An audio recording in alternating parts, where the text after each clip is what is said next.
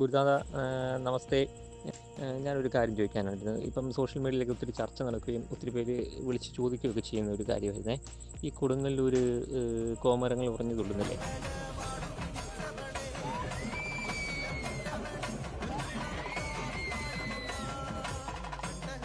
അതുപോലെ തന്നെ ഇപ്പം ഒരു അമേരിക്കൻ യുവതി അവിടെ ഫോട്ടോഗ്രാഫറായിട്ട് വന്ന് അവർ അവിടെ തുള്ളുകയൊക്കെ ചെയ്യുന്നത് കണ്ടു. അതൊക്കെ ശരിക്കും സത്യത്തിൽ കുണ്ടലിനിയുടെ ഒരു വൈബ്രേഷൻ തന്നെയാണോ, അതോ മറ്റെന്തെങ്കിലും ആണോ എന്നൊന്നും അറിയാനും ഒത്തിരി പേര് ഇങ്ങനെ ചോദിക്കുന്നതുകൊണ്ട് കൃത്യമായിട്ടൊരു മറുപടി അങ്ങേ പോലുള്ളവരിൽ നിന്നല്ലേ കിട്ടത്തുള്ളൂ. അതുകൊണ്ടാണ് ഒന്ന് സമയം കിട്ടുമ്പോൾ ഒന്ന് മറുപടി ഇരുന്നേ.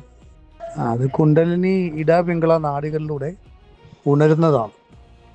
അങ്ങനെ ഉണരുമ്പോൾ ആ വ്യക്തിക്ക് ഒന്നുകിൽ ദേവതാ ചൈതന്യങ്ങൾ അതിലേക്ക് ഇൻഫ്ലുവൻസ് ചെയ്തിട്ട് പ്രവേശിക്കും, അല്ലെങ്കിൽ ബാധകൾ പ്രവേശിക്കും.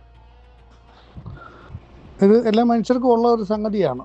പാലാഴി മഥനം നമ്മൾ പറയുന്ന കൂട്ട് അത് ഉദ്ദേശിക്കുന്ന ഇതാണ്. ആമ എന്ന് പറയുന്ന ഒരു യോഗിയുടെ 5 ഇന്ദ്രിയങ്ങൾ അകത്തേക്ക് വലിക്കുന്ന പോലെ ആമയുടെ കാലുകൾ വലിക്കുന്ന പോലെ ഇന്ദ്രിയങ്ങൾ വലിച്ചു വെച്ചിട്ട് ജപിക്കുന്നതാണ്. ആംനായ മഥനം എന്ന് ശ്രീവിദ്യയിൽ പറയത്തില്ലേ. അപ്പം ജപ പദ്ധതിയാണ്. അപ്പം അങ്ങനെ ജപിക്കുമ്പോൾ മേരു എന്ന് പറയുന്ന നട്ടെല്ലാണ്. ആമയുടെ മുകളിൽ പർവ്വതം വെച്ചിട്ടാണല്ലോ ദേവന്മാരും അസുരന്മാരും പാലാഴി കടയുന്നത്. അങ്ങനെ പാലാഴി കടയുമ്പോൾ വാസുകിയെ കൊണ്ടാണ് കടയുന്നത്. അത് കുണ്ടലിനി ശക്തിയാണ്. അത് ഇടപിംഗള നാഡികളിലൂടെ ആണ് ആദ്യം അത് മാനിഫെസ്റ്റ് ചെയ്യുന്നത്, കുണ്ടലിനി റൈസ് ചെയ്യുന്നത്.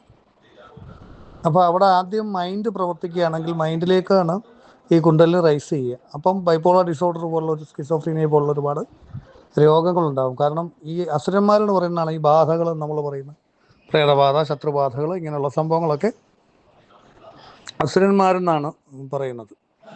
അപ്പോൾ ആ അസുരന്മാരിലേക്ക് വരുമ്പോൾ തലയിൽ നമ്മൾ ചിന്തകളിലൂടെയാണത് വരുന്നത്, ഇമോഷൻസിലൂടെയാണ്.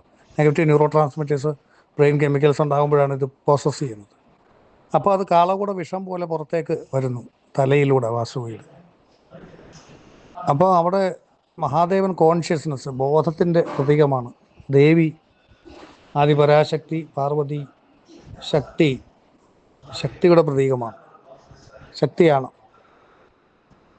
അപ്പോൾ മഹാദേവൻ ആ വിഷം എടുത്ത് കുടിച്ചു, കാളകൂട വിഷം. ദേവി കഴുത്തിൽ പിടിച്ചെറിഞ്ഞ് നിർത്തിക്കൊണ്ട് ലോകത്തേക്ക് വീണാൽ അത് ലോകം നശിപ്പിക്കുന്നുള്ളതുകൊണ്ട് അങ്ങനെ പിടിച്ചു എന്നാണ് പറയുന്നത്. നീലകണ്ഠൻ എന്നുള്ള പേര് വന്ന അങ്ങനെയാണ്. ശിവൻ ബോധമാണ്. ആ ബോധത്തിലൂടെ കുണ്ടലിനി കറക്റ്റ് ചെയ്യണം. ദേവി ഉപാസന ശരിയായ രീതിയിൽ ഗുരുവിൻ്റെ മാർഗനിർദ്ദേശപ്രകാരം ഗൈഡൻസിലൂടെ കൃത്യമായ രീതിയിൽ മുന്നോട്ട് പോകുമ്പോൾ, പ്രായോഗികമായ രീതിയിൽ, സയൻറ്റിഫിക്കായ രീതിയിൽ, അല്ലെങ്കിൽ ശാസ്ത്രീയമായ രീതിയിൽ എന്ന് പറയാം. സയൻറ്റിഫിക് എന്ന് പറഞ്ഞാൽ കറക്റ്റാണ്. അതിലുപരിയായിട്ടുള്ള ശാസ്ത്രീയമായ അനുഭവത്തോടു കൂടിയുള്ള ഒരു ഗൈഡൻസിൽ മുന്നോട്ട് പോകുമ്പോൾ വീണ്ടും പാലാഴി മഥനം ആരംഭിക്കാൻ സാധിക്കും, ജപം തുടരാൻ സാധിക്കും.